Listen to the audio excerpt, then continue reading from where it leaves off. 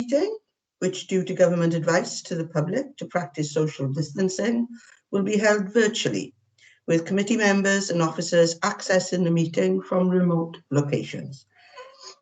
The meeting is being recorded and will be available via the Council's website to be viewed subsequently.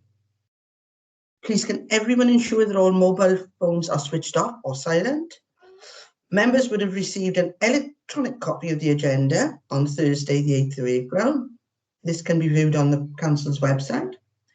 Members will be speaking at various points during the meeting, and those speaking may switch their cameras on at that point. But I would ask that, with the exception of myself as chair, at all other times keep your cameras and microphones switched off, as this will minimise background noise interference and ensure that the connection remains as stable as possible.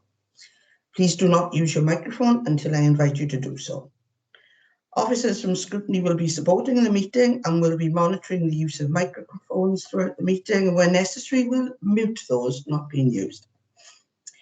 If any members wish to speak or raise a point or question, they should click on the raised hand button at the top of the Teams window and I will come to you in turn. Please do not use the IM chat to enter questions or comments. I will now ask the Scrutiny Officer to announce the name of the councillors in attendance at this meeting. So over to you, Tracy. Thank you. Thank you, Chair.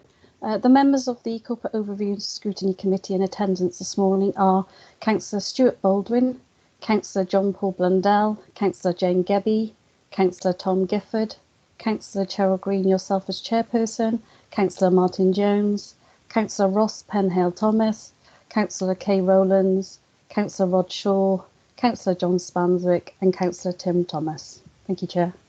Thank you very much for that, Tracy. Right, we will now move to the agenda, and again we will go back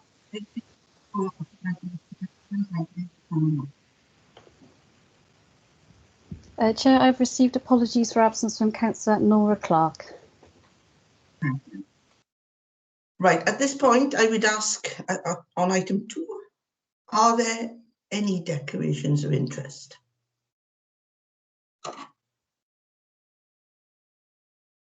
No? Right, I would now take you to the minutes and would ask at page 3 to page 18 and would ask for a mover and a seconder, or if there are any questions or queries or additions that you wish to add in. I'll move them, Chair. I'll second the minutes, Chair. Thank you very much, John Paul. Okay, we'll now move to item 4, which is the last item on the agenda. It is the sickness absence related to stress, anxiety, depression and mental health. And I'm going to invite Deborah Beek, the Group Manager of Human Resources, to just briefly outline the salient points of this report. I'm sure you've all read it. It's not onerous. It's a good report, and I would now hand over to you, Helen, just to briefly outline, and then we'll move to questions. Thank you. Thank you, Chair, and good morning all. Thank you for receiving this report today, which, as you say, is about absences relating to mental health.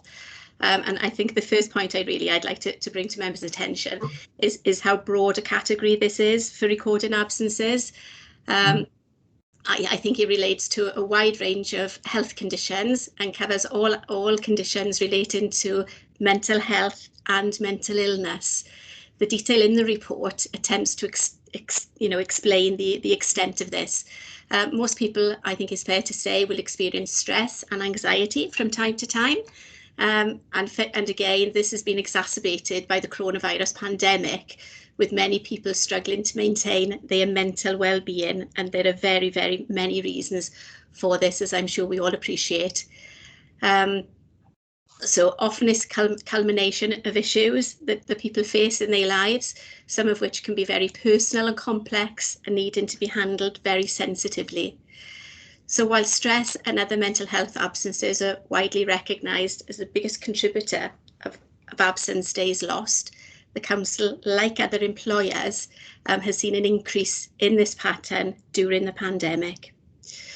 So moving on to section 4 of the report, to look at further detail, I would draw attention to paragraph 4.1 for you to note that in addition to the actions outlined in the report, much work has been done at a directorate level in supporting the well-being of employees, recognising the need for different service-related responses across the authority. Also, trade union meetings have been held regularly, as they always are, but more so during the pandemic. And attendance from Directorate senior management team members has been welcomed by trade union members whilst we've worked through a number of issues relating to the pandemic. So moving on to the actual absence levels that are outlined in the report, graph 1 shows there has actually been a significant drop in the overall sickness levels, amounting to some 14.4% compared to the same period in the previous year. The reductions fall across all directorates and schools, albeit they vary between long-term and short-term absences. Looking specifically at the period April to December 2020, this bit isn't in the report. This actually amounts to a reduction of 2 days absence per full-time equivalent. So it's encouraging to see this pattern and consider the contribution probably that the current home working arrangements are having on this, whereby our aim is to give employees as much flexibility to manage their working hours and other matters going on in their lives as much as possible. Moving on to graph 2, however, you'll note the increase, and this is your previous concern, the increase in stress and mental health related absences, whilst reductions are seen, the increase in absences in that area, that's right, whilst reductions are seen in the next highest categories. Graph 3 then moves on to show the impact at a directorate and schools level, with the remainder of the report looking at the actions that we've taken and actually planning on taking going forward. So I'll just touch on some information for each section without going into too much detail. So obviously managing absence is a core responsibility of managers across the authority. But the focus we're trying to take forward is about managing attendance. So as well as trying to help people come back into work who've needed to be off due to illness, it's also about trying to support people to remain in work. And I think this is relevant to this subject matter today in terms of stress and mental health. Early support, signposting, resources, counselling, occupational health are all key components of our response. Employees are encouraged to complete risk assessments to help identify stressors, to assist with return to work planning or occupational health referrals. If necessary, an alternative manager can help to support the absence where an employee may actually feel that the existing manager, they don't feel able to engage with the existing manager. And I think this just shows some of the complexities really that people are facing, and also how HR business partners can provide support as well. Care First, many of you will be familiar with the services provided by Care First. I suppose the main point I wanted to make here is that whilst the appendix shows the activity there, we're not seeing perhaps a spike that I would have expected. However, this is a general service.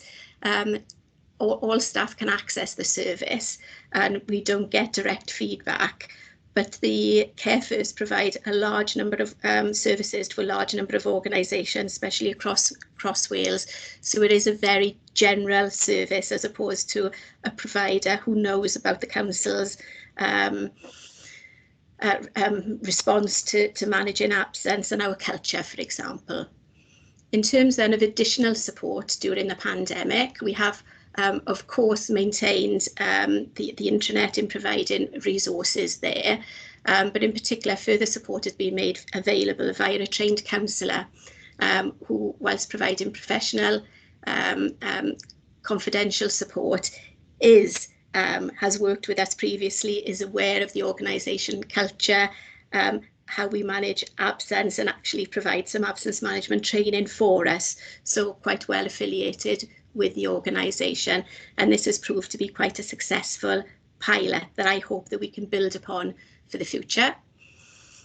Looking then at training and awareness, this has became quite a challenge for us last March, when obviously the lockdown meant that we had to stop all our workshops. So not only did we have the challenge of how to continue to provide development opportunities for staff, it was also how do we increase our provision, specifically in relation to the impact of the pandemic and stress and mental health issues.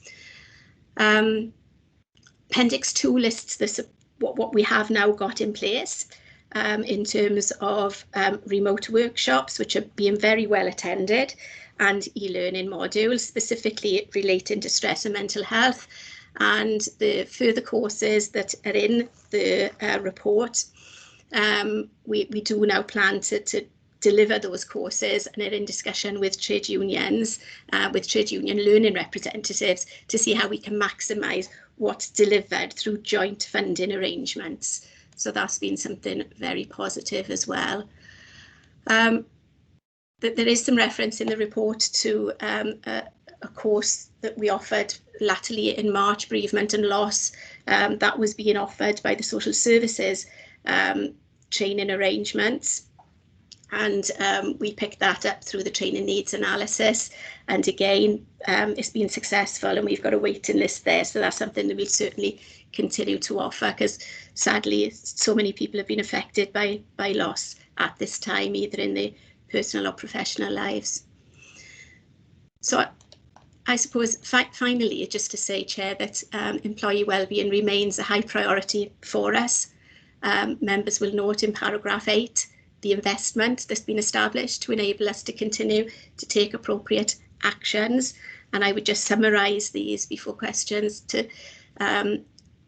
summarise that the key development areas we would want to focus on are providing additional specialist counselling capacity, any potential additional costs for some of the specific training provision I've mentioned, to look at introducing a physical wellbeing programme that can be targeted, and to give us some capacity to recruit a wellbeing coordinator who can provide some additional support and capacity to drive forward this whole agenda. So that's all I wanted to say on the report, Chair, at this point, but happy with colleagues to, of course, take questions.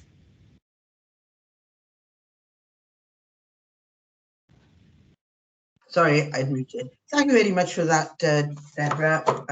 Very comprehensive report. We've got a number of questions that have arisen as a result of our pre-meeting, so I will move along now. If nobody else wishes to comment, none of the attendees wishes to comment at this stage, we've got a number of questions. Now I'll move firstly to Councillor Stuart Baldwin for his first question. Over to you, Stuart. Thank you.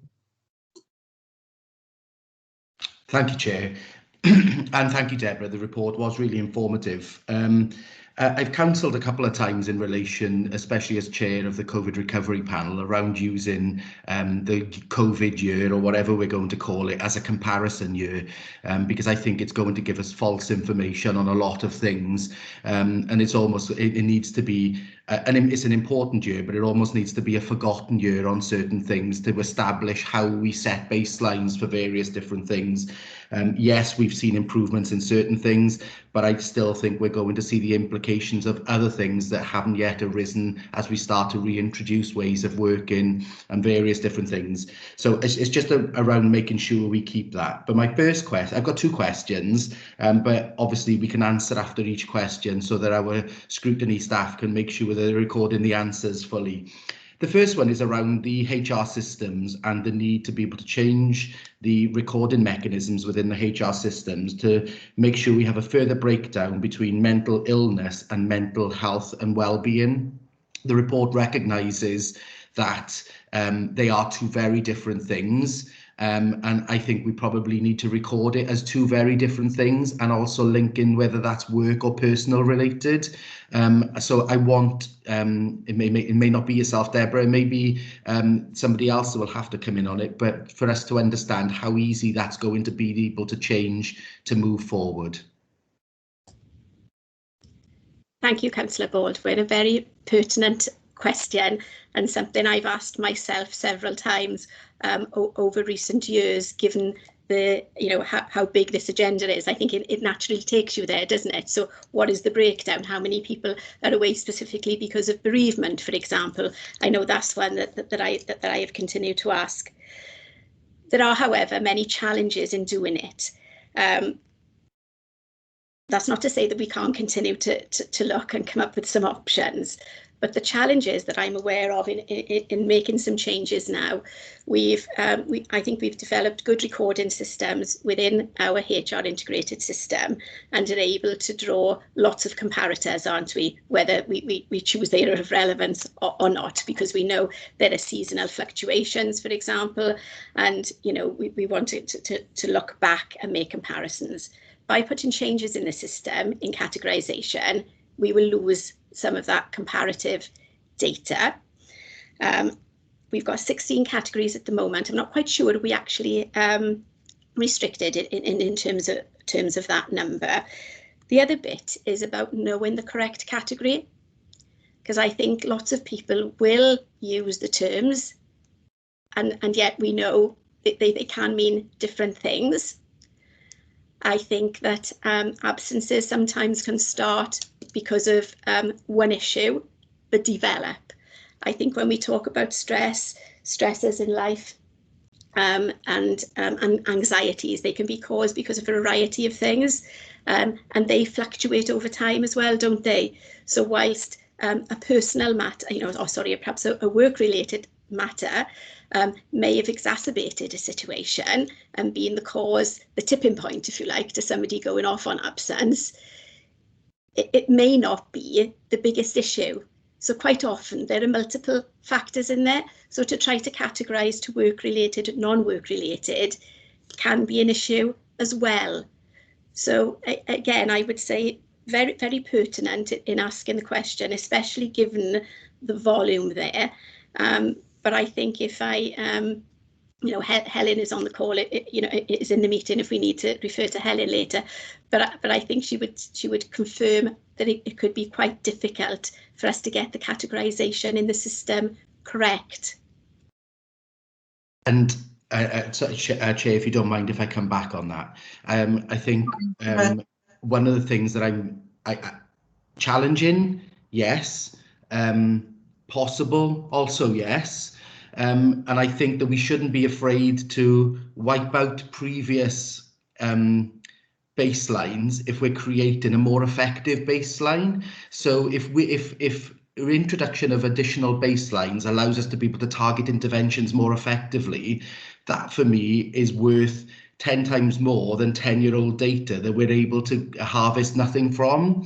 So, and I'm sure with the smiles you're giving there, Deborah, as a HR person or personnel or people, whatever it's called these days, that information is only as good as the use of it.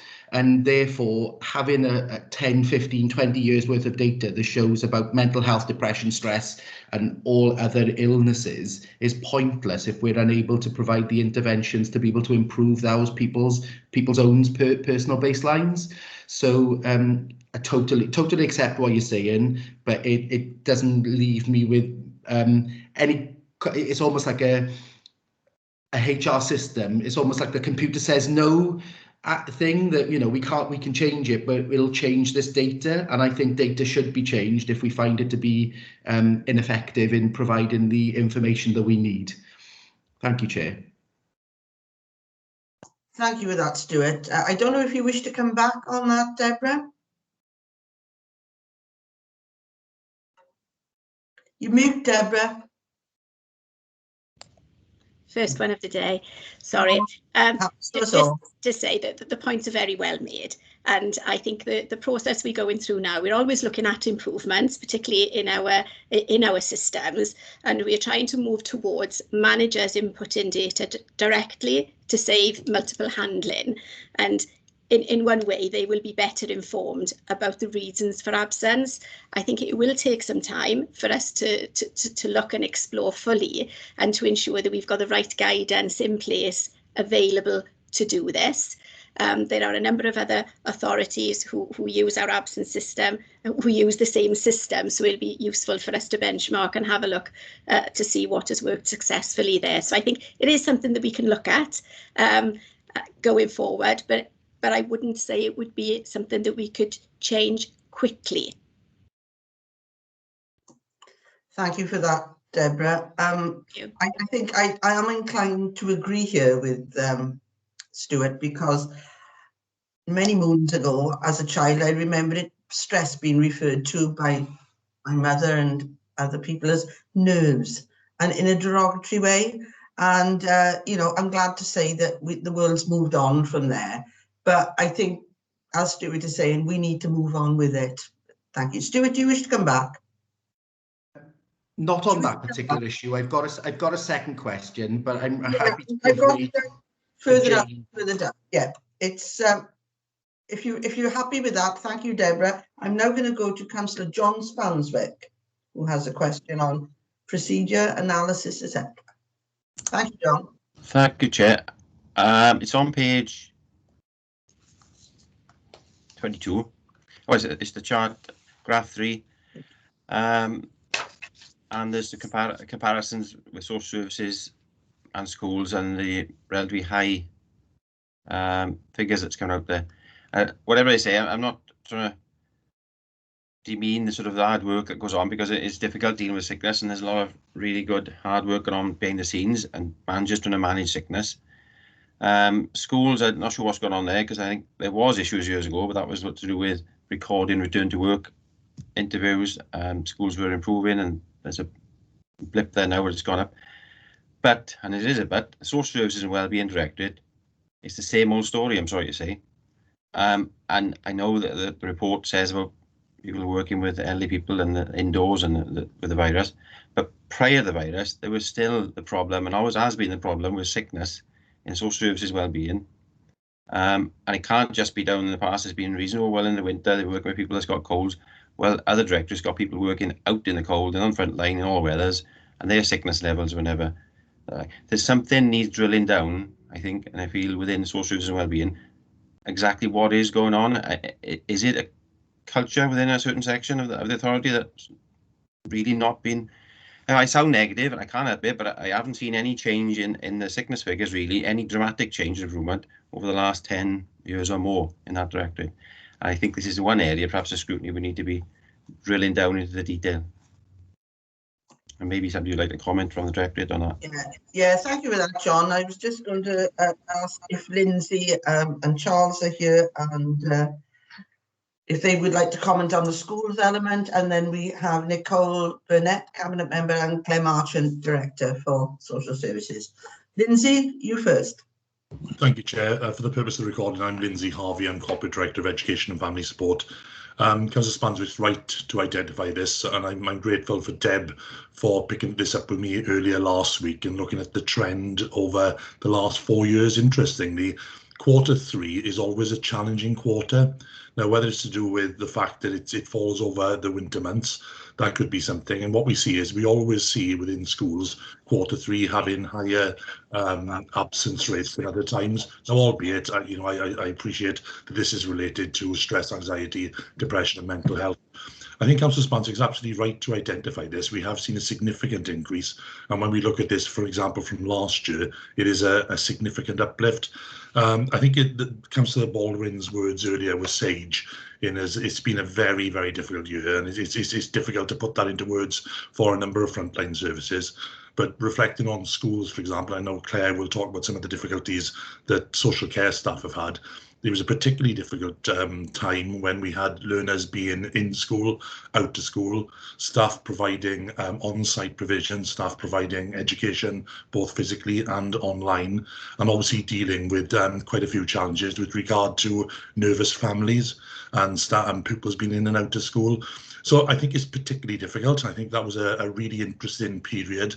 Obviously, what I'm keen to see is to keep a close eye on it, and not just in social care, which I know Claire will be doing, but like Councillor Spanswick has said, we will be drilling down into this data, not just in this particular quarter, but looking at it over a longer period to make sure that there is no systemic or long-term trend going on. But it's right, it is a larger increase there. Again, when you look at the numbers within my directorate, and it may be helpful just to reflect upon these, there are around 3,000 school-based staff and around 1,500 staff within the directorate.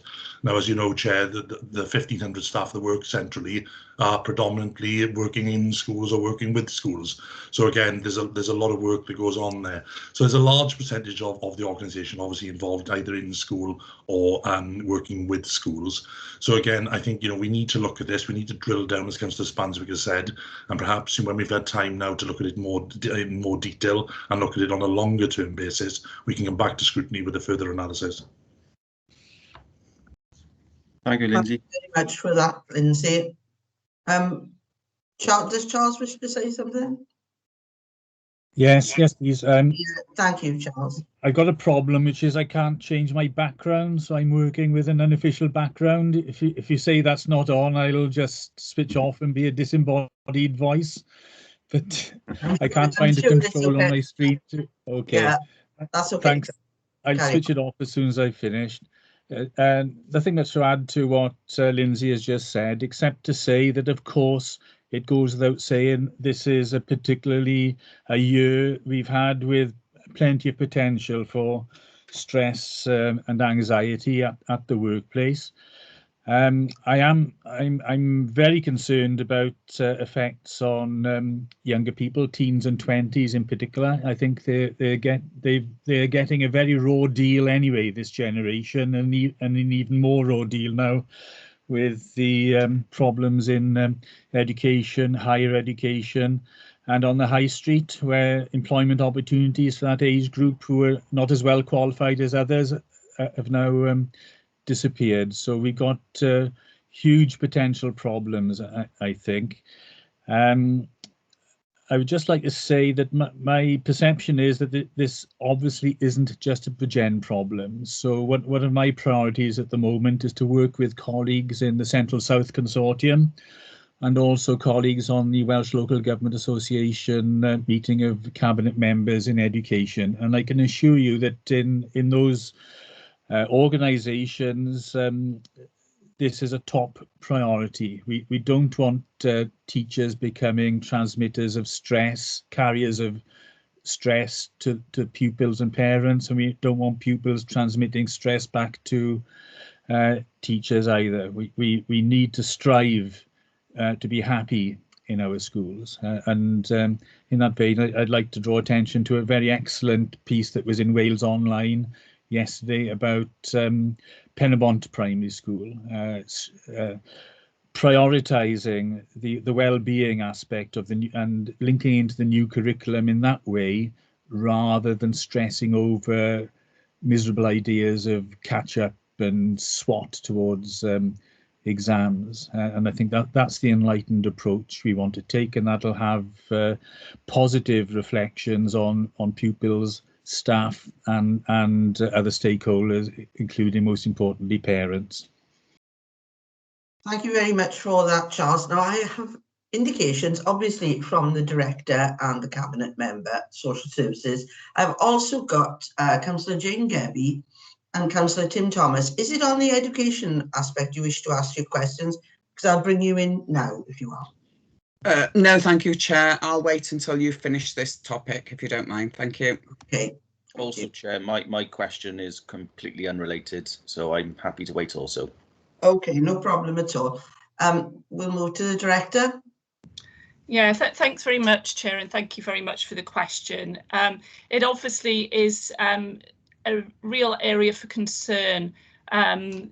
the mental health related absence for the social care workforce. And it goes without saying, but I think is very important to say that our social care workforce has been at the fore of the pandemic response, and whilst we talk about home working, that's been possible for part of our workforce, but obviously large parts of our direct care workforce hasn't been able to work from home and has been working in that front line throughout the pandemic and been keeping people safe, been putting themselves at times at some personal risk in so doing.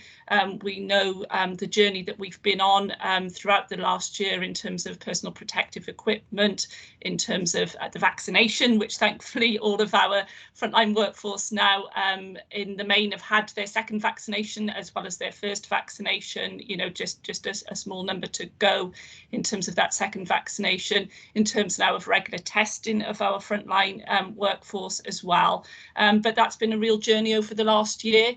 And whilst we've seen an overall reduction in sickness absence across the directorate, we have seen this increase in mental health. And as Deb has already explained, that's a very wide categorisation, mental health related absence. So for me as director, it is my top priority to support our frontline workforce across both the social work teams, the direct care workforce. And I just want to highlight a few things in addition to what Deb has said about the support available. I think as Deb said, a lot of the support via Care First is excellent, but it is quite generic. And what our workforce and our social care workforce development team, who are specifically funded, grant funded to support the social care workforce, have done is to look at the needs of the workforce very specific to the roles that they're doing. And so we've been running across the year and will continue to run very bespoke support for our workforce, which relates to the jobs that they've been doing. So I'll just highlight a few of the things that we've been doing. One of those, and we saw the particular challenges and awful things that people were dealing with around the Christmas and New Year period in terms of our care homes. So we've worked with CRU's Loss and Bereavement to work with frontline workers to support staff who've experienced the loss, both in personal lives but also professional lives of people that they've been working with. We've been working both in-house providers and external providers, and we've had over 90 people access that support via CRU's with ourselves. We've worked with our domiciliary care team leaders to support difficult conversations during the pandemic and those really sort of challenges that they're facing in terms of families. And we've put on reflective workshops. We've had over 100 people work through those reflective workshops, and more recently focus groups to talk and to continue to talk about that experience of working through and working in social care in the pandemic. And most recently, during March and April, we've been running workshops with managers, and the role of managers in supporting frontline is obviously absolutely critical to support staff in terms of that accumulated stress and anxiety that many will be feeling. I get a sense now, and we're all very keen to move beyond COVID, but for those who've been working in the front line in COVID, a lot of what they have had to deal with and support and manage will come out not just immediately in terms of the figures we've already seen, but will come out over this next while. So supporting managers to work with staff to be able to move forward, and also ourselves as senior managers supporting those first line managers to do that is going to continue to be really, really important.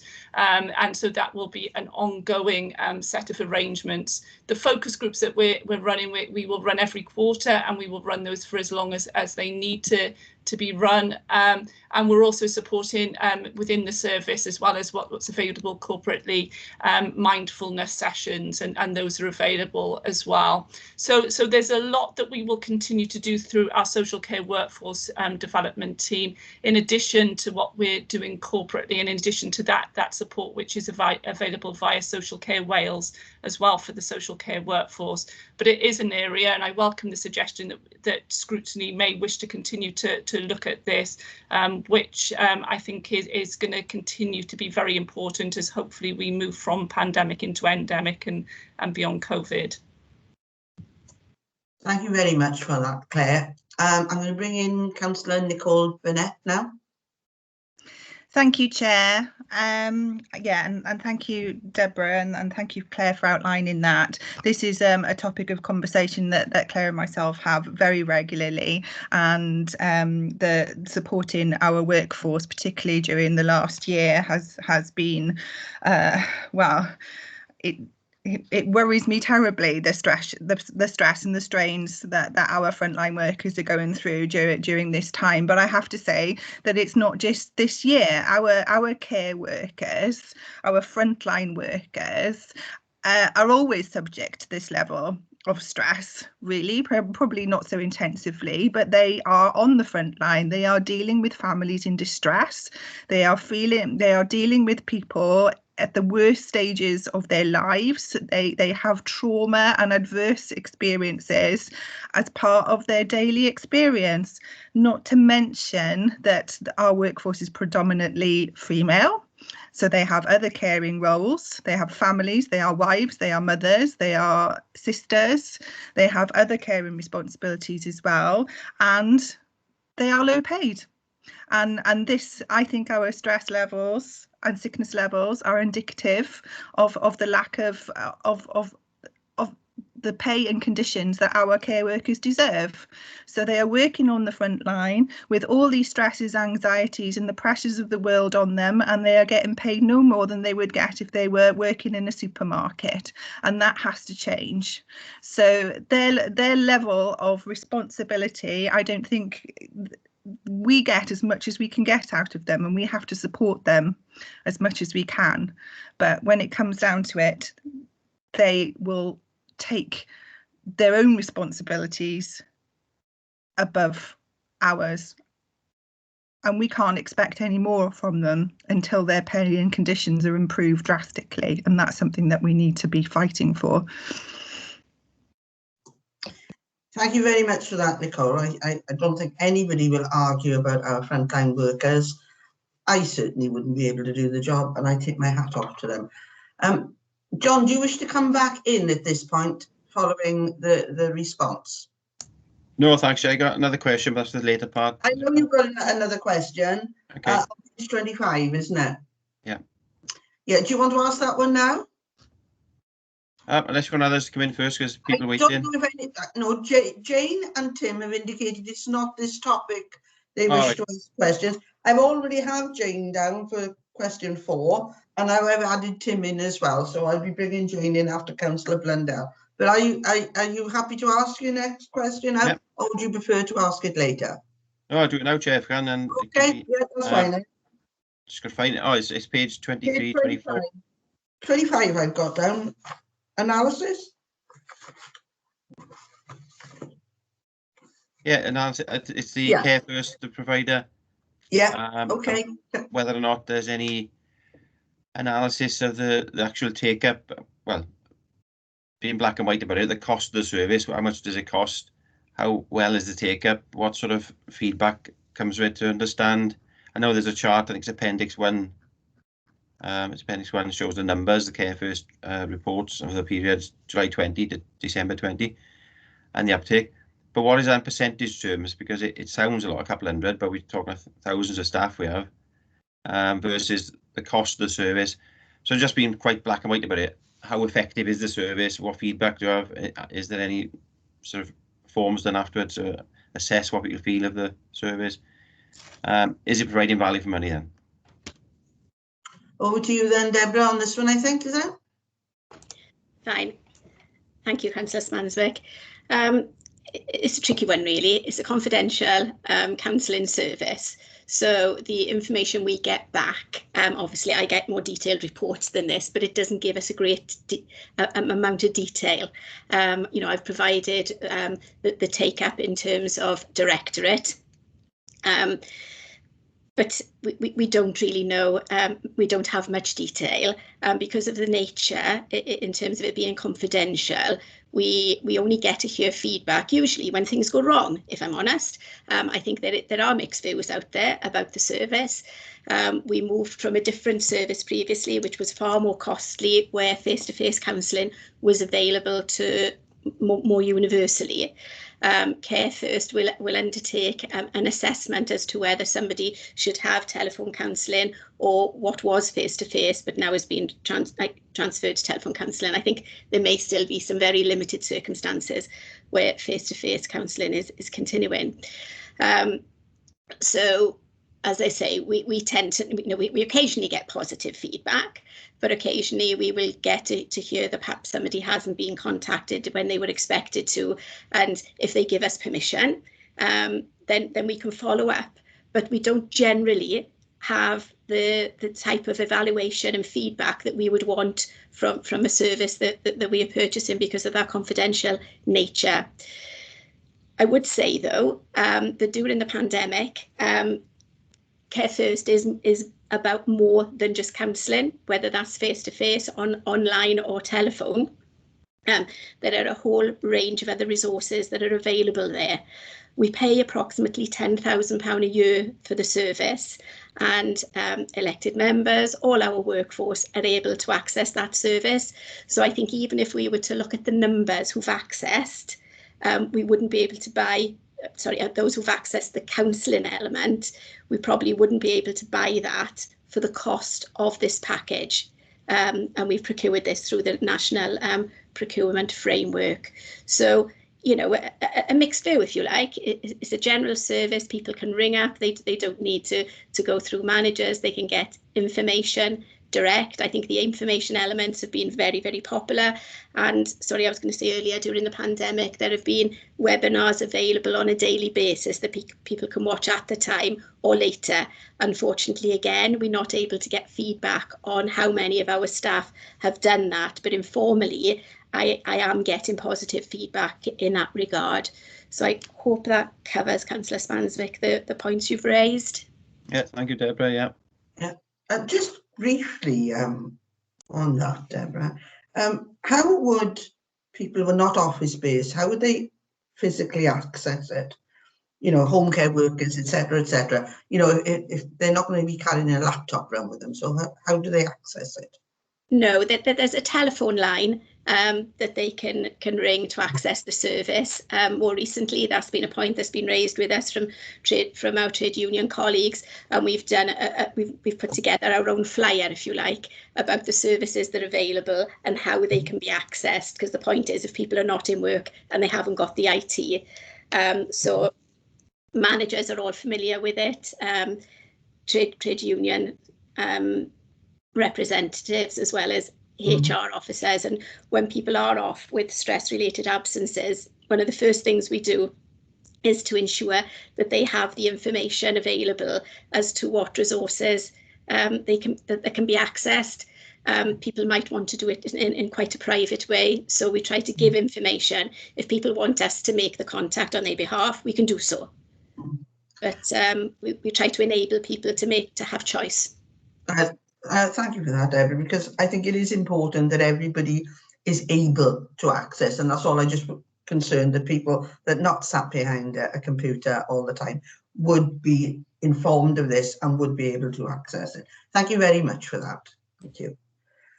Right, I'm going to move on to the next question now, and the next one I have on my list is Councillor John Paul Blundell, and I believe the question's on graph 3. Yes, Chair. Thank you. Yes, I am. I'm not on mute. Graph 3. It is about schools. I know the director and the cabinet members spoke about it, so I'm not going to rehash old ground. But what I want to say is that obviously we need to look at how we need to support schools to manage workloads so that in the future sickness and absence of depression, anxiety, and stress, those numbers do come down as well as can be. Because obviously, as we know, work is just one part of things that can make up to help to cause someone to go into such as to gain mental health problems. But one thing I wanted that it wasn't mentioned, Councillor Burnett did speak about the lowest paid workers, and it's not just teaching staff who have a problem that will be under these schools. It's support staff, it's the cleaners, it's teaching assistants, it's everyone, and I feel we mustn't forget that, because they've been at the front of this as well. They've been there throughout the school as well when teachers have been doing classes online. They've been helping along the way, IT staff, whatever. And I think they get lost sometimes in the conversation. So I just wanted to add that those teaching support staff are added to when we look at how we manage workloads and supporting our staff in our schools to educate our youngsters. Thank you, Chair. Thank you for that, John Paul. The Director would like to come back in, I understand. Thanks, Chair. I can't agree with Councillor Blundell more. The non-teaching staff in our school have been fantastic, and not just obviously over the last year. They're an integral part of our service. They do a remarkable job, and as a former teacher myself, you know, I'd be completely lost without the non-teaching staff within our school doing such a great job. So absolutely, that's part of it. What we have done, and this was going back, this predates the pandemic, we put in place a wellbeing charter for all the staff. And we co-constructed this with trade union colleagues and also with staff in school. And this captures everyone who works in school. So that might be non-teaching staff, it might be learning support assistants. Indeed, it would support those who are peripatetic support within the school, such as music service. So all of these are captured. And what we've also done is, as part of this, we set up a wellbeing group that then gets feedback from all sectors within the education workforce, just to make sure that it's fine-tuned and we really listen to their voice. This has been really pivotal, and in fact, so much so that we built well-being in as one of our 3 strategic priorities within the Directorate. So members might be aware that we have well-being, safety and literacy as our 3 priorities. Now, this was tested recently by Estin. I circulated a paper to elected members around about January time, I believe, and they were pleased with obviously the place we had in place. But just to conclude, Chair, I absolutely agree with Councillor Blundell. They're a pivotal part of the workforce, and absolutely they would be part of any discussion and work around wellbeing. Thank you for that, Lindsay. Are you happy with that, John? Yeah, thank you very much, Lindsay, for that. Thank you. Okay, thank you. Right, we now go to Councillor Jane Gebby. You mute, Jane.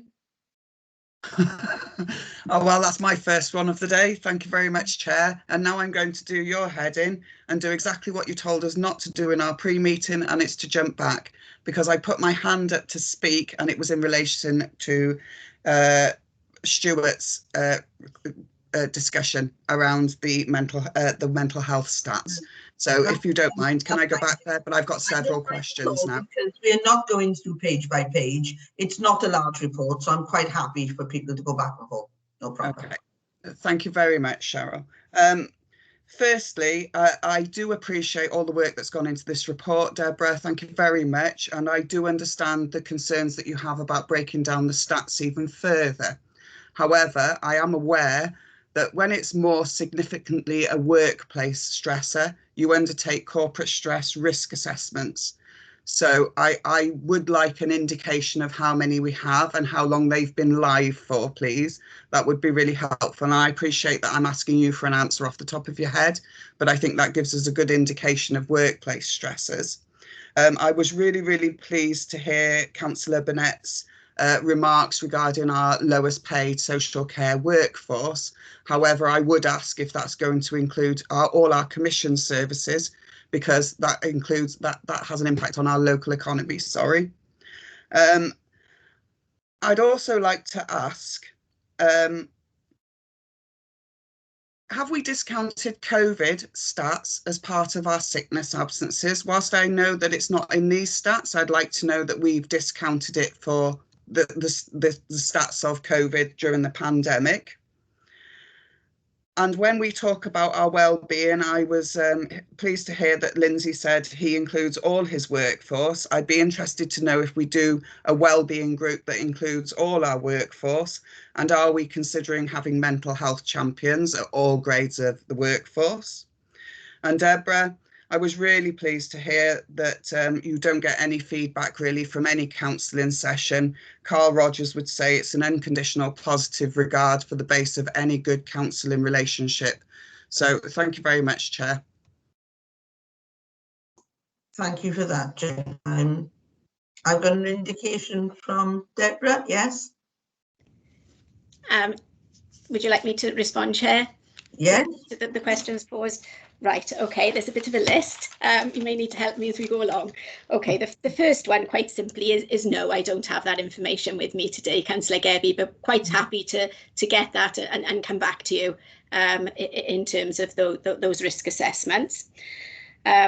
We don't always get compliance. We know people don't always want to complete the risk assessments, and the work of the manager, the HR partners, and sometimes our trade union representatives as well, to work with employees to try to help them get to a place where perhaps we can assist them to help themselves in terms of identifying stressors.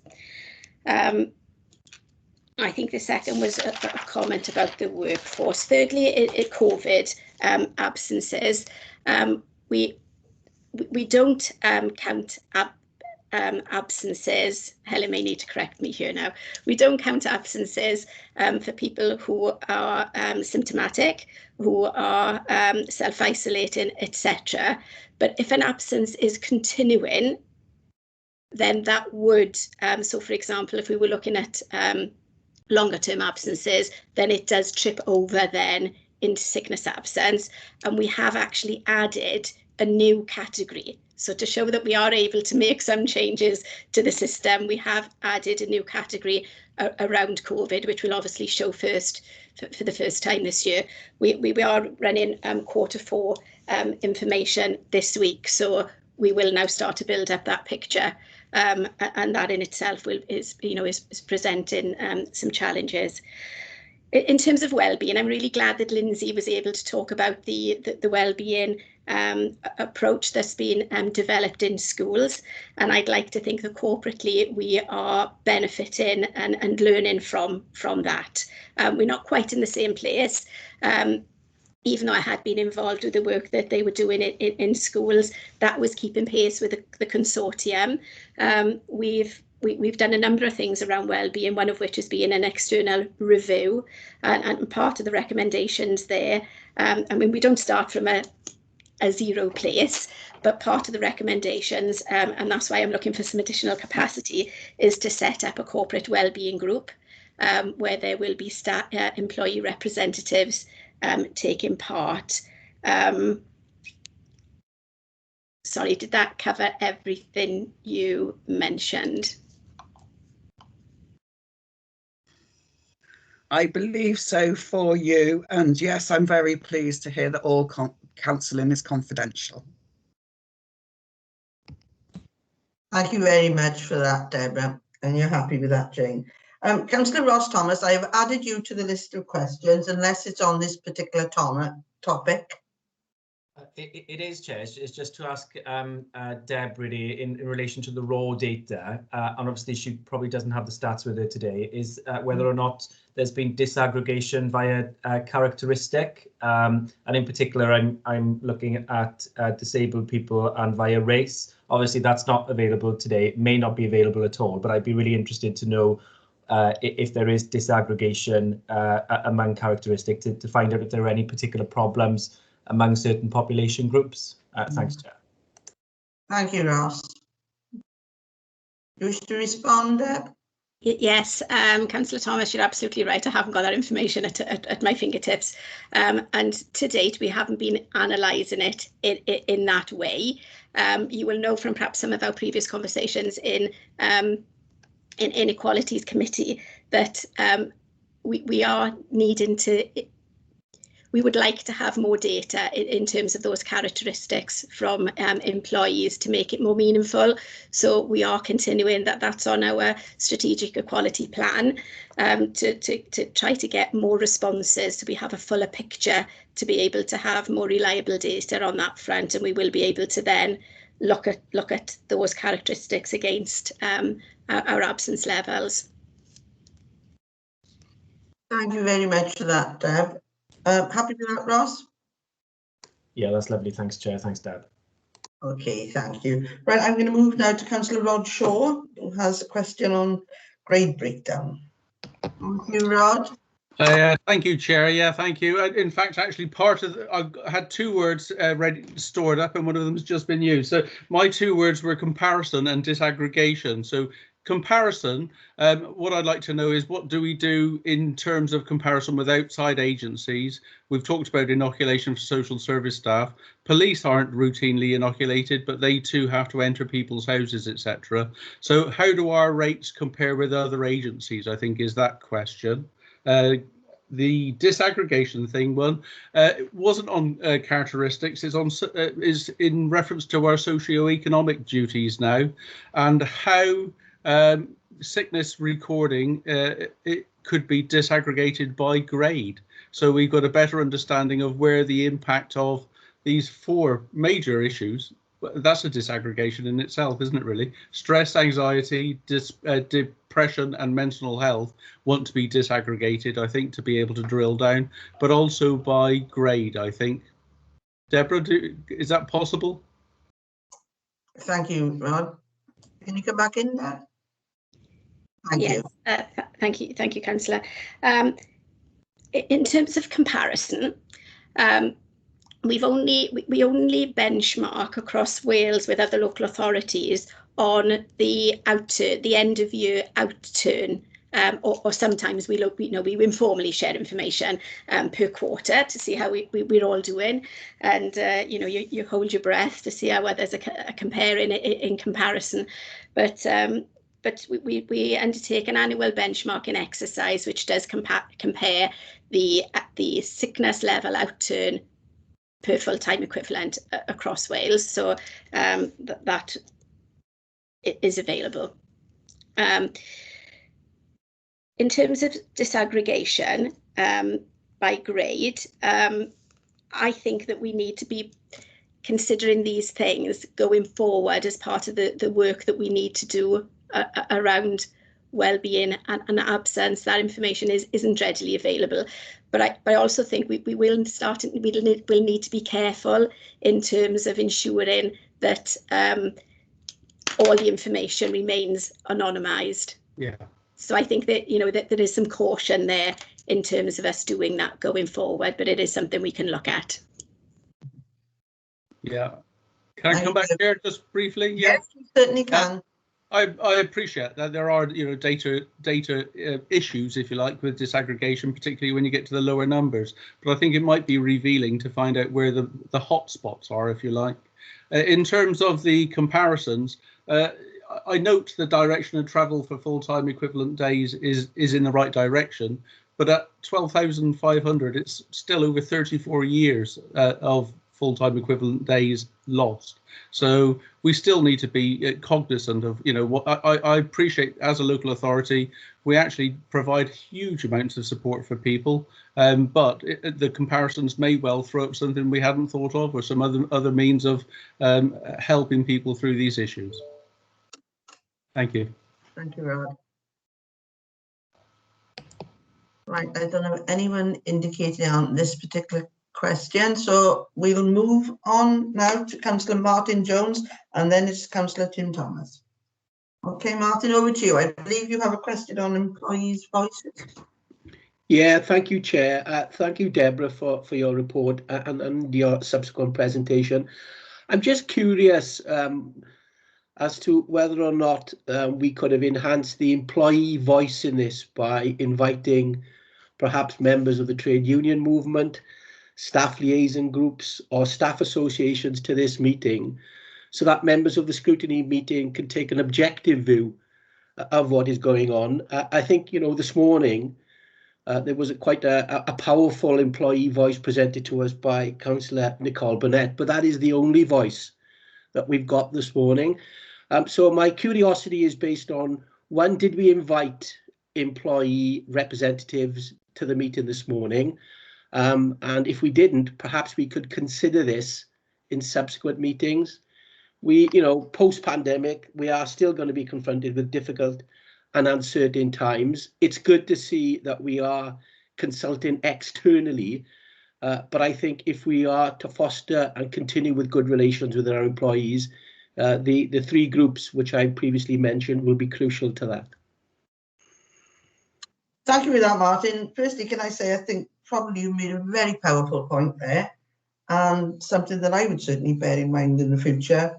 that we could have indeed asked for representatives of our employees to this meeting, and that is purely a scrutiny issue. Does anybody wish to come back on the other points Martin has made? Deb?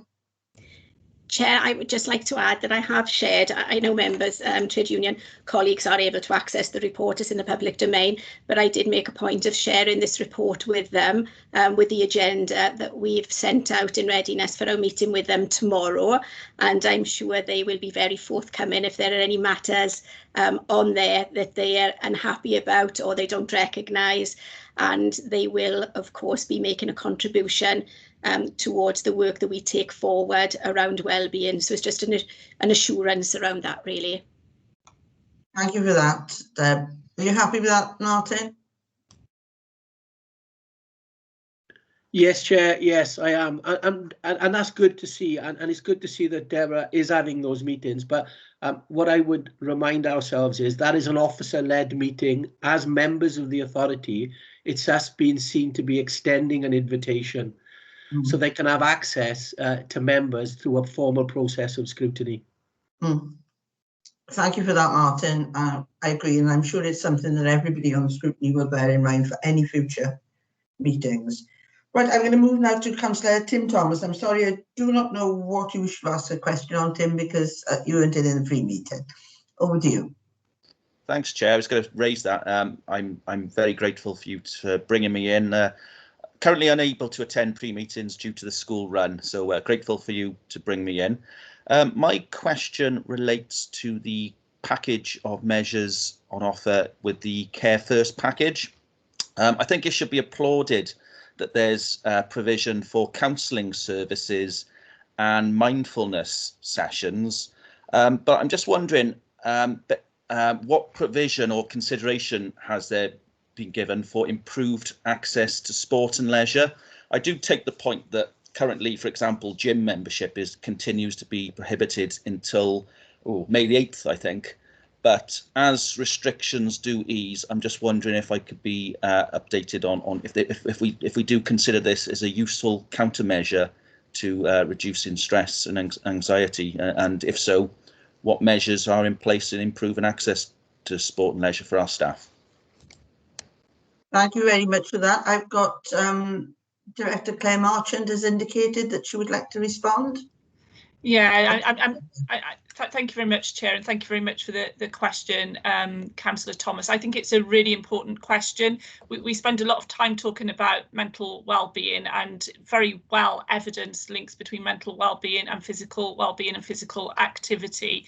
And we have been promoting to our workforce, and I'm sure Deb might want to add in about future plans and what we've been doing, the Halo at Home scheme, which has been free at the point of use throughout the pandemic. And obviously we've got the discounted scheme for our workforce as well, going forward as gyms hopefully come back on stream very shortly.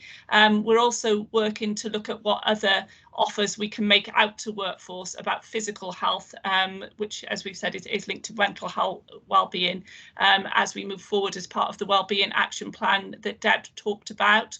And I think one of the things, very informally that we're trying to encourage, we've seen a great increase in things like walking during the pandemic. So supervision being a central part of what we do in social services, having a walk-in supervision, given that we're still very restricted in terms of face-to-face, and those sorts of informal type of opportunities are things that we're trying to promote that good practice. But certainly that offer in terms of Halo at Home is something that we've been regularly reminding workforce of and continue to do so. Thank you for that, Claire. Tim, is there anything you want to add before I move to Deborah? No, I'm fairly happy with that. Thanks, Claire.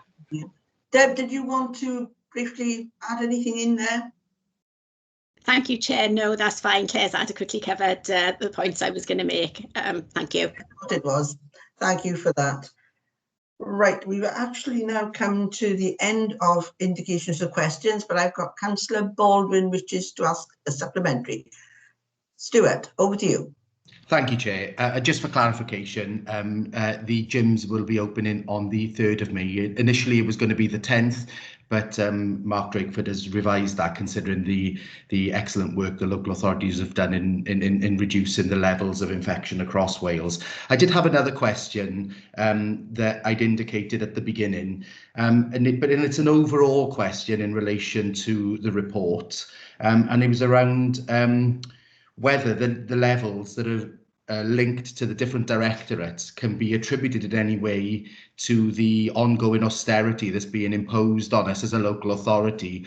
And I'm just wondering whether there was a correlation between areas where we've seen significant reductions in teams and staffing and stress levels attributed to staff having to carry out additional and extra work. And we all know that that's increasing, especially in places like looked after children, social services and social care, where they're expected to cover more people all of the time. But there's just less money to employ more staff to be able to deliver those services the way we would want to. Thank you.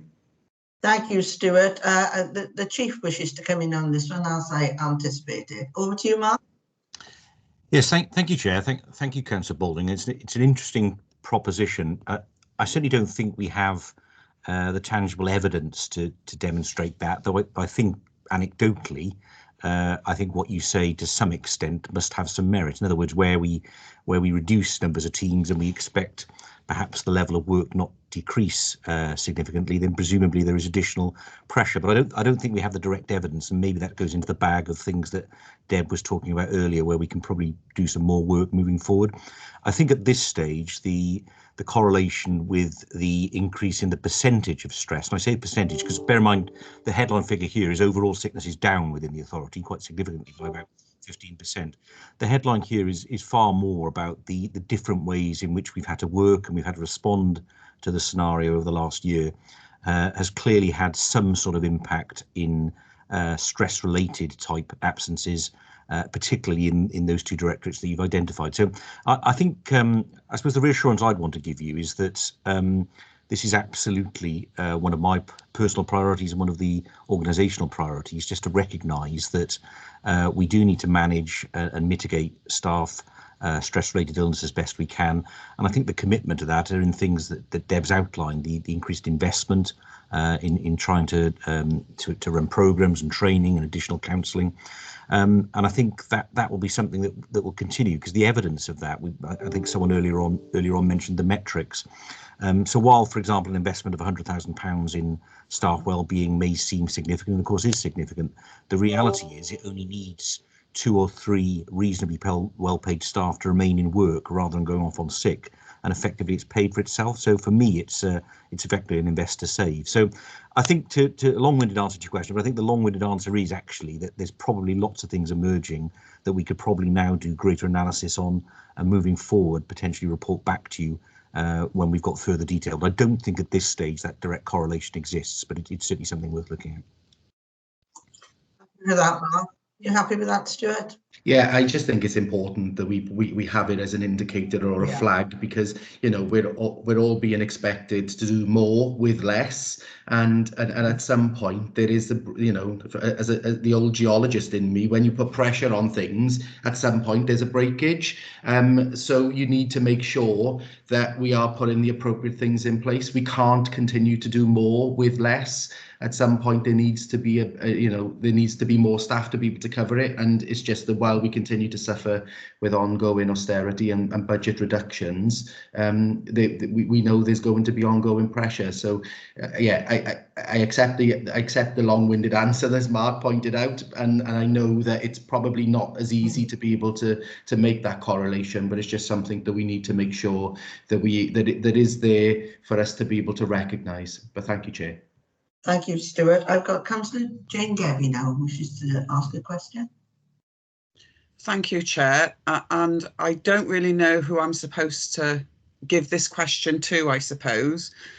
We have our reports written in a certain way, which is great.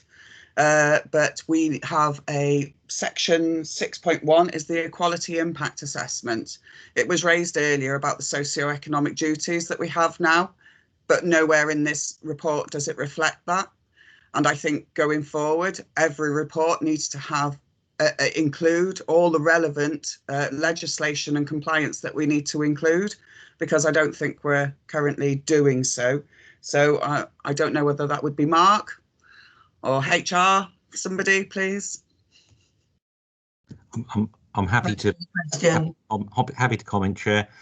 First of all, to agree with Councillor Gebby, the duty came in force from April the 1st. So future reports will all need to consider the socio-economic duty. My understanding, though Kelly might want to correct me, my understanding is that rather than yet another section in the report, that it'll be included in the equality section, but there will need to be specific reference to the assessment that's been made of socio-economic impact. In regard to this particular case, I've just closed the report, so forgive me, but it may well be it was drafted before March the 31st, which isn't to condone it. It should contain it for this purpose. But absolutely, and coincidentally, I think there's a training session in our management team this afternoon on the very issue and about how that should be incorporated. So it is in hand, but apologies if it doesn't totally do it on this occasion. Thank you very much, Mark. Okay, Jane. Thank you, Mark. I'm now going to Councillor Ross Penhale Thomas, please. Yeah, thanks very much, Chair. It's not my intention to elongate the meeting any longer than it needs to be, but I don't want to miss the opportunity in this particular meeting to raise the concept of Zoom fatigue, or as it may be in the local authority, Teams fatigue. So it is a thing. It's an actual concept. And I'm sort of preaching to the converted in this meeting. You've got senior directors on the call with us today who practically live on a computer screen for X number of hours per day. It's the same in my job. It's the same in probably other members' jobs as well if they're working full time. There's lots of science around Zoom fatigue now, and the anxiety, the stress, the complete exhaustion that it can cause in terms of being on a screen all day. I just wanted to raise that as a concept and something that I think we really need to look at going forward as we continue with the flexible working approach. So yeah, it is actually a thing, and it's something that we really need to be aware of, with hopefully putting in some mitigation as well. Thanks. Thank you for that, Ross. That's a very interesting point, and I'll bring the chief in now. But I think people are now using their screens far more than they ever have.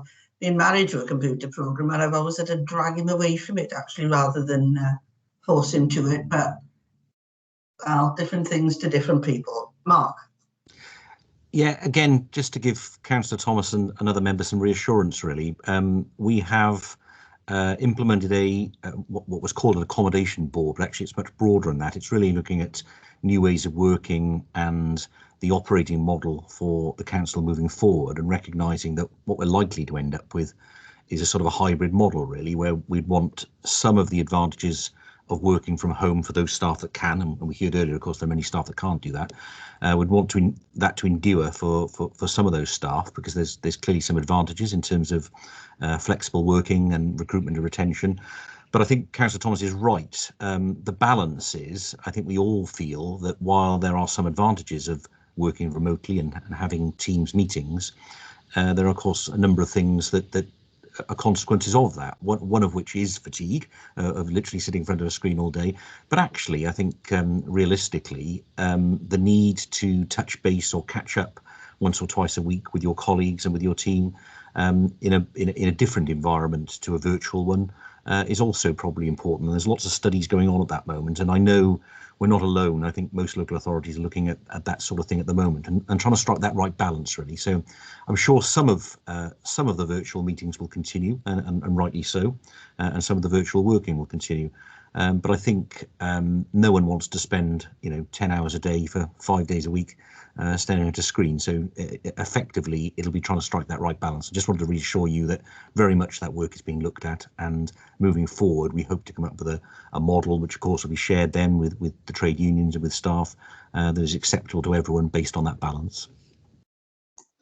I actually do know somebody who'd sit 10 hours a day if he wasn't interrupted. He's in the next room, but I take your point. It's not for everybody. It really isn't.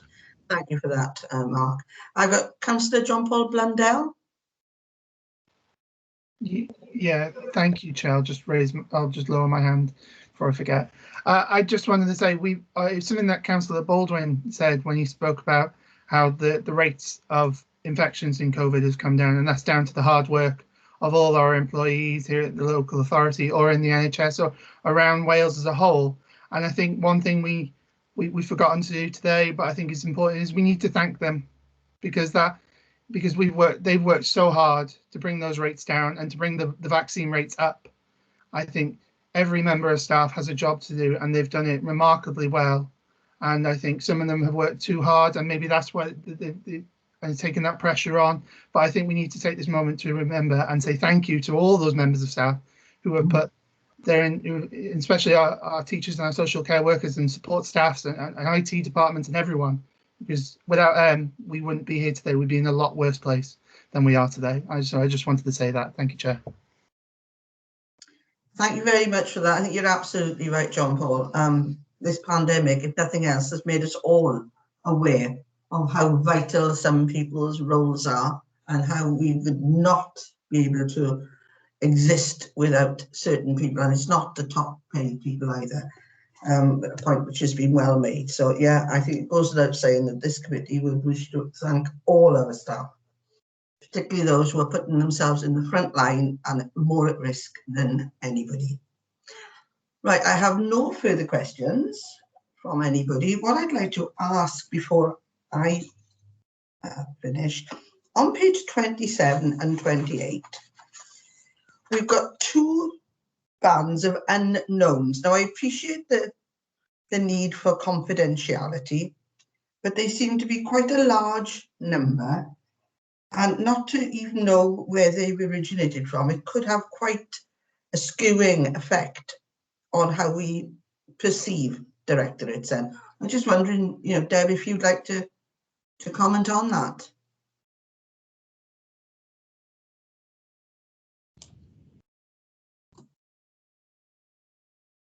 Thank you, Chair. You're referring to the new clients by directorate. Is it in Care First?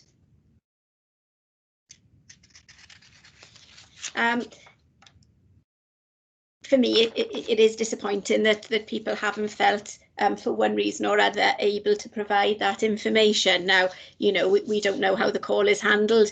Did the person the other end actually ask for the information or not? Or was it a case of people preferring not to give it? That very little that we can do other than to remind Care First that we, you know, we welcome and benefit this information, albeit within the context and confines of confidentiality around the support. Thank you, Deb. I think just knowing a directorate would help.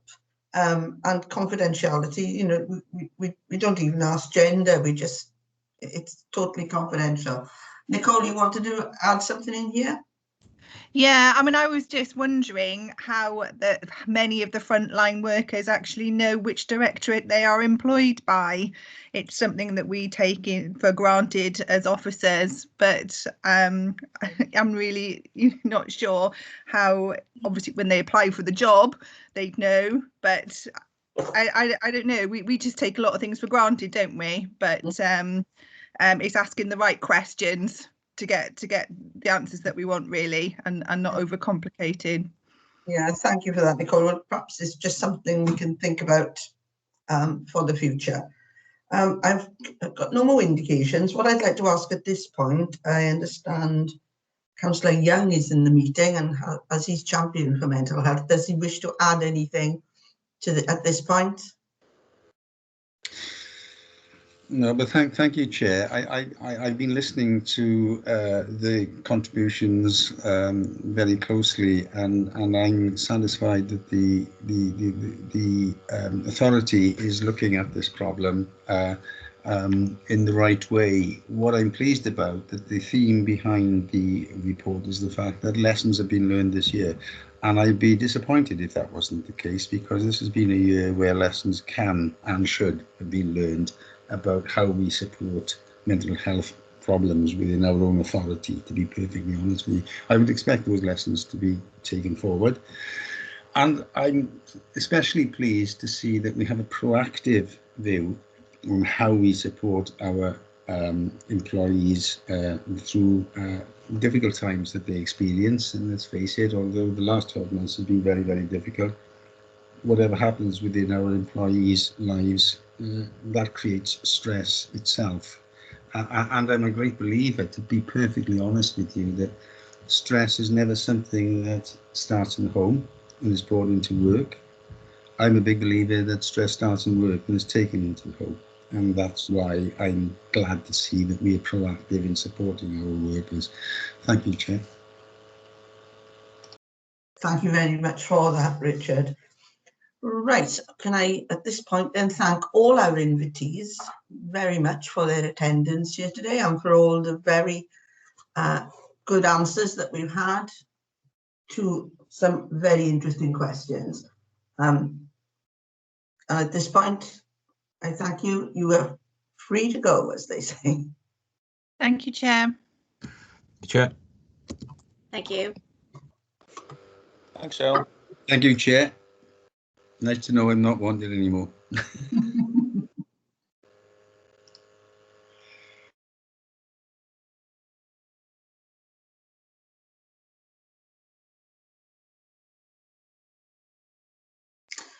Right, at this point, I think it's time to hand over to Meryl for her to remind us exactly what we've achieved here today. Over to you, Meryl. Thank you, Chair. So there have been a number of questions asked, and I think if I just go through the areas of focus and perhaps we can fine-tune recommendations from them. So the first question was about breaking down the categories, and I appreciate there was an answer provided, but whether you want to form that into a recommendation, taking that forward. Well, from a personal perspective, I certainly think that it could be improved upon because it is too broad a category. And I think there was agreement across the committee to take that forward as a recommendation, wasn't there? Yes, Councillor Baldwin would like to come in at this point, as it was his question, but it's also something that I picked up when I first read the report. Stuart. Thank you, Cheryl. And I think the answer that was given sort of tried to avoid an instant sort of change in things. However, an answer that was given further on in the meeting talked about that a new category had already been introduced to the HR system around COVID-19. So we've been able to introduce that new system that new category quite quickly for COVID-19, but we can't do it quite as quickly for the other categories. So I think that, you know, many of us have worked in local authority or public sector and been councillors for long enough to realise that making change within local authorities, like steering an oil tanker with an Allen key, we know that things can take a serious amount of time to get things to change. But that isn't a good enough excuse as far as I'm concerned, especially on this matter. And I wholly support what Cheryl has said, that it should be a recommendation that we would want to see this category broken down further and a line drawn under the previous baselines that have been measured against. And, you know, if that then has to go to council so that council understands and recognises that we are starting afresh, and that we've recognised that change needs to happen. But I would fully support that recommendation, Cheryl. Yeah. Yeah. Yeah, I agree with you. John Spanswick. Yeah, thanks. Yeah, I wonder whether we can combine it with the answers to Councillor Shaw's question about the grades. So it's the whole thing about categorising the types and also the grades, because that should be relatively simple, because as HR system, they know what. Yeah. On what grade, so yeah, that should be happening now with you. So if we perhaps could combine the whole thing into one recommendation. Well, okay. That could be a facet of the Trent system, I would have thought. Yeah, it should be simple. Yeah, Ross Thomas. Yeah, thanks, Chair. I just agree with Councillor Spanswick really about the disaggregation of data, how important that is. I think it allows you to nip things in the bud really quickly. And you also get to see a snapshot very quickly of where the issues are as well. If obviously there are issues around, for example, disability in the workplace, what mitigation is being put in place, what conversations you're having line manager to line manager or to employee. But that disaggregation, I think, is really, really important. And can I just clarify, you're talking there about the characteristics as well, Councillor? Yeah, characteristics, but also what Councillor Shaw said as well in terms of grades. Nip those problems in the bed really quickly by pinpointing areas of concern. I think that just makes it better overall, doesn't it? Thanks. Okay. Yeah. Is that okay, Meryl? Yeah, certainly. I'll let you carry on there then. Then we had a number of questions about specifically about the schools and the management of sickness there, and we had a number of questions about the social services staff. I'm not sure if members are satisfied with the questions or if they want to make recommendations arising from those specific focus areas.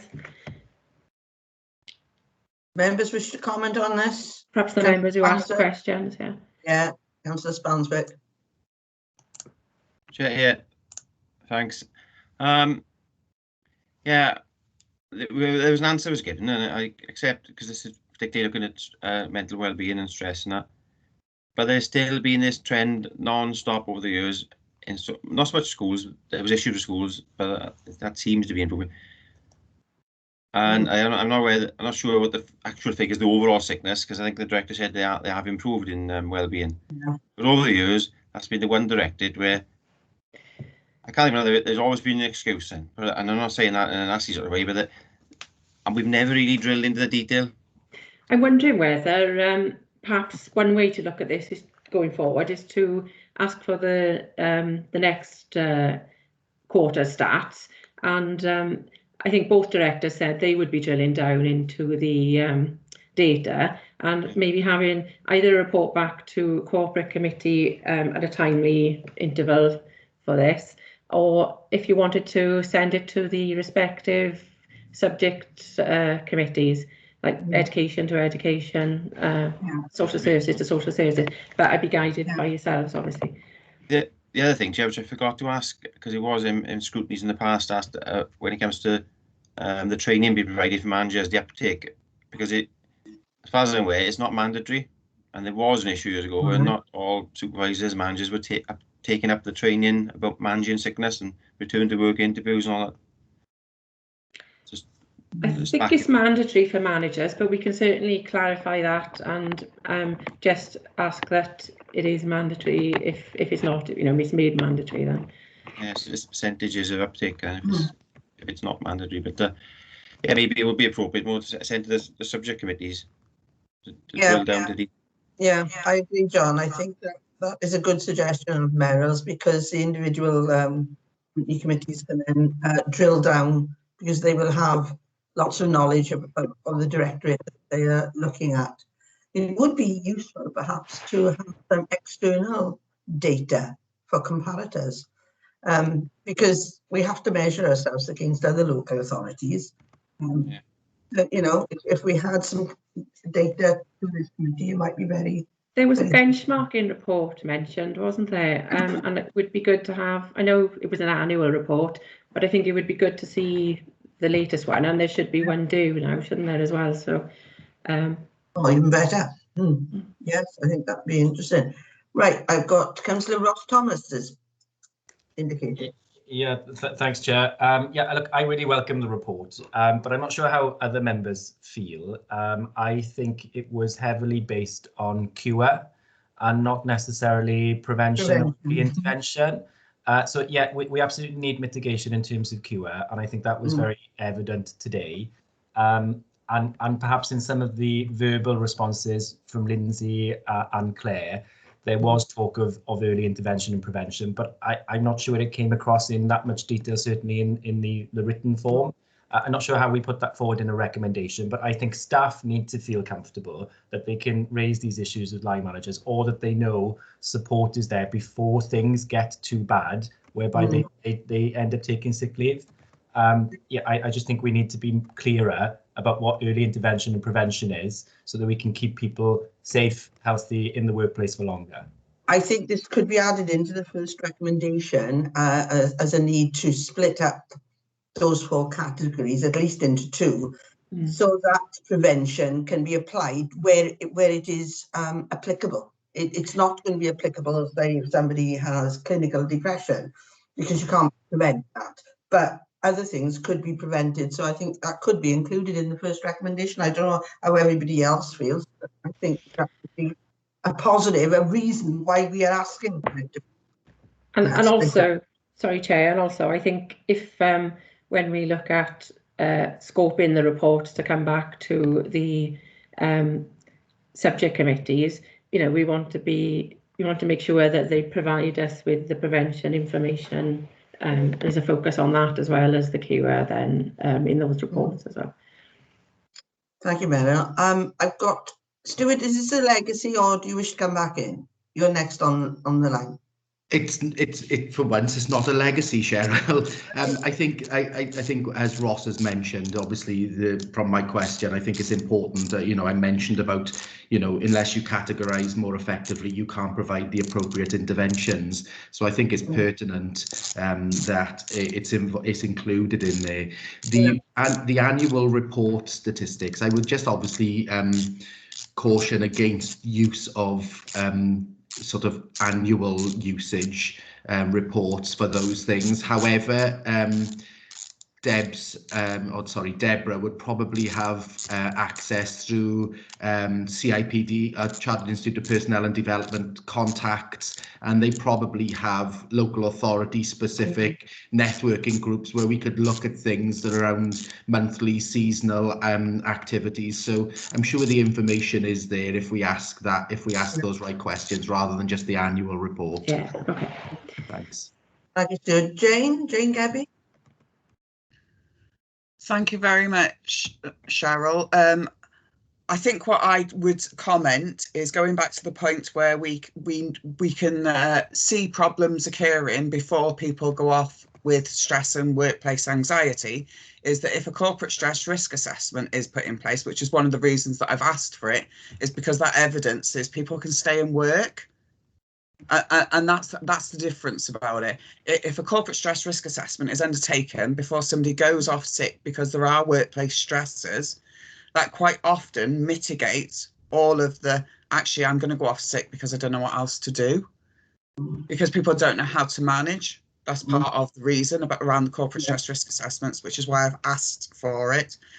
And I'd also have a comment that I'm really concerned that they have got a mental health and wellbeing strategy already established in schools, but corporately we don't have one because they don't have the resource. And surely to goodness, we had a management of change not long ago in social services in corporate with HR, and they got rid of some HR officers. Are we now saying that we need another HR officer to undertake this work? So that's when I think sometimes we actually don't see the balance. Yeah. Fair comment, Jane. Fair comment. Okay. Martin Jones.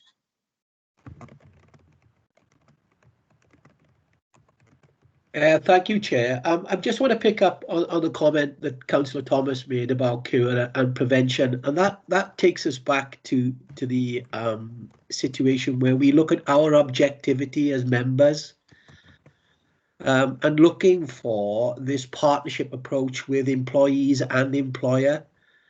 What we have today is, and this is not a criticism, well, of course it would come across as a criticism because we are to some extent critical friends.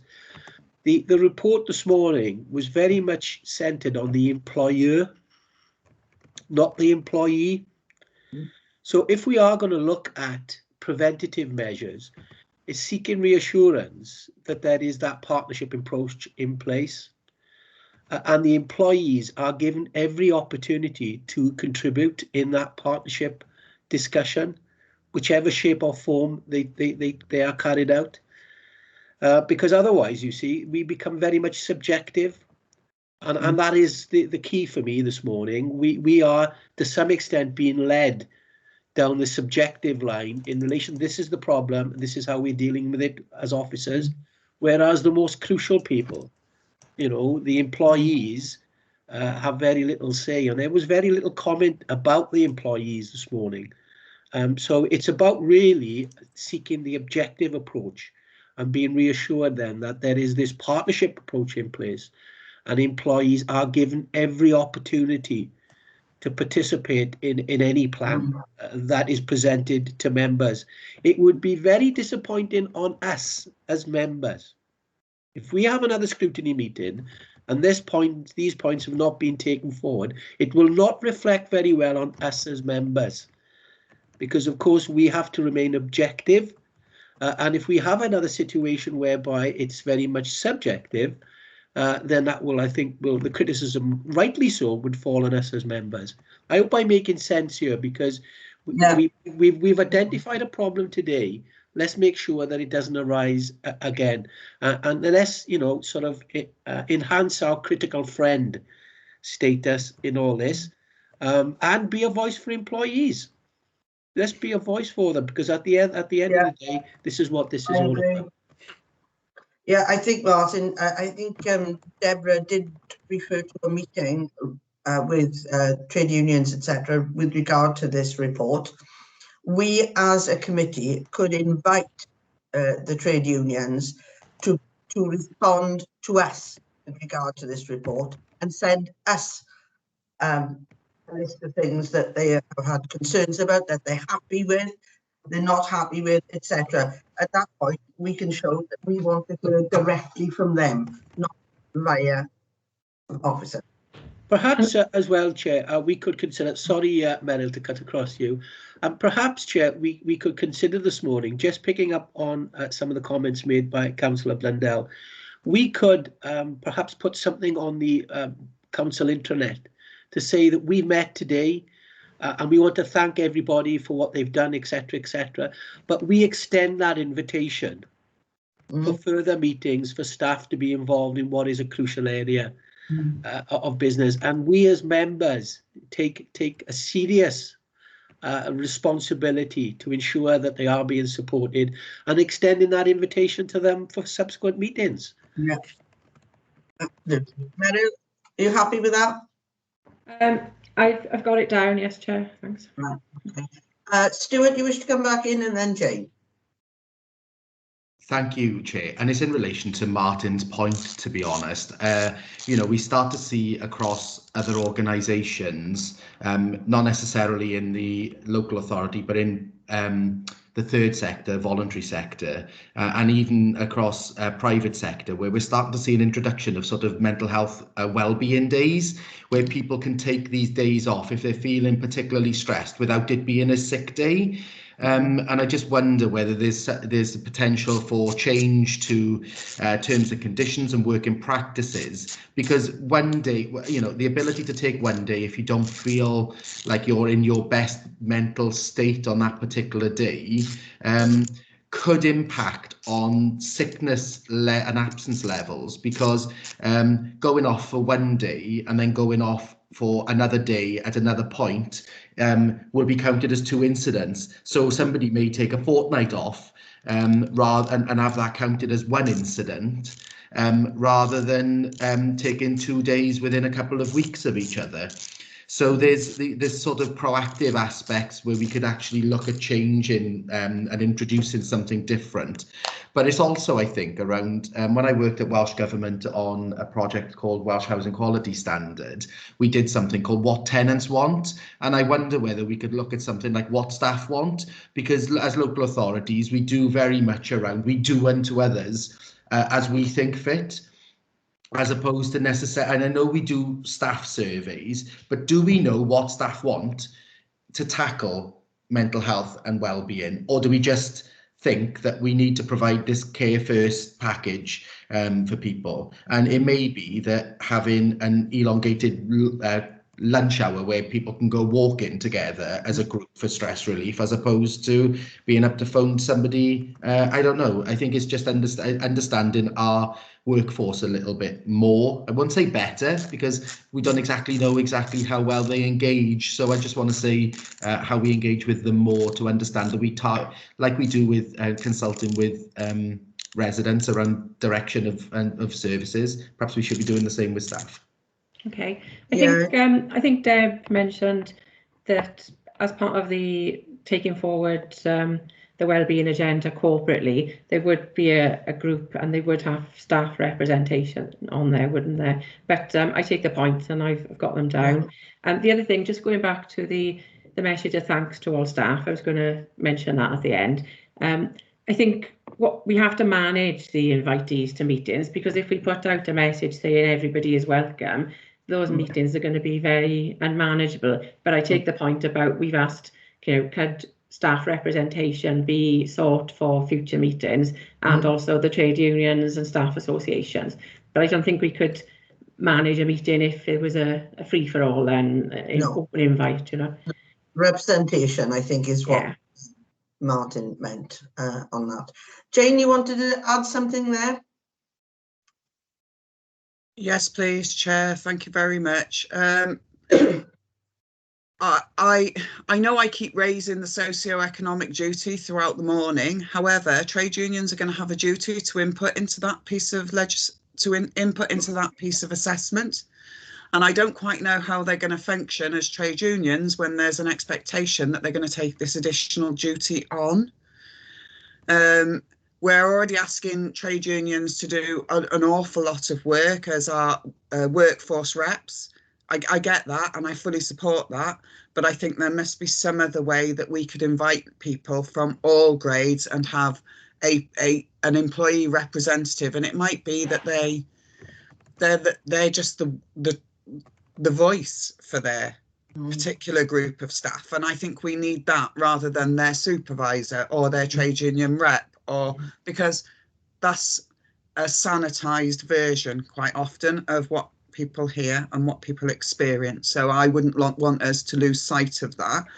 I fully take on board your points, Meryl, about not inviting and opening it up to for a free-for-all and all that sort of thing. However, I do think there needs to be a mechanism whereby staff can just rock up to a place a couple of times a year to see councillors, and it's fully expected that they are going to be there. You know, even if it's, I appreciate we're in COVID times, pandemic has changed all sorts of things, but there should be times in our calendar when we're in a room, even if it is only with a cup of coffee, where any member of staff should be able to rock up and speak to us, because we are there elected by our constituents, and quite often our employees are our constituents. Yeah. Thank you very much, Chair. Thank you for that, Jane. Yeah, good point. And I think basically, Meryl, you encapsulated all of this now, and yes, I just checked very strongly about. Yeah, I'm just checking the list I had with what everybody's just said, and I think we are